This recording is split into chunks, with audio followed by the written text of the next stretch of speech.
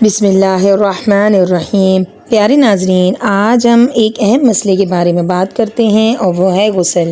غسل کے 3 فرض ہیں۔ نمبر 1، کلی کرنا اچھے طریقے سے، اس طرح سے کہ سارے منہ میں پانی پہنچ جائے۔ نمبر 2، ناک میں پانی ڈالنا جہاں تک ناک کا نرم حصہ ہے یعنی ہڈی ہے۔ نمبر 3، سارے بدن پر پانی پہنچانا اس طرح سے کہ بال برابر کوئی جگہ خشک نہ رہے۔ پیارے ناظرین، غسل میں ان میں سے کچھ بھی رہ جائے تو غسل نہ ہوگا۔ اگر بالفرض غسل کرنے کے بعد یاد آئے کہ جسم کا کوئی حصہ خشک رہ گیا ہے تو دوبارہ سے پانی بہا لینا چاہیے، مطلب پھر سے پانی بہا لیں، دوبارہ غسل کرنا ضروری نہیں۔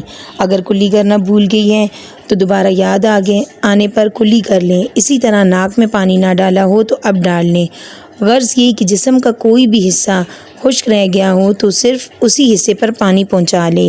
اب اس کو نئے سرے سے غسل کرنے کی ضرورت نہیں ہے، صرف اس بات کا خیال رکھے کہ ہر جوڑ میں پانی پہنچ جائے۔ خواتین بالیاں، چوڑی وغیرہ کوئی بھی زیور پہنا ہوا تو اسے گھما لیں تاکہ اچھے طریقے سے پانی پہنچ جائے۔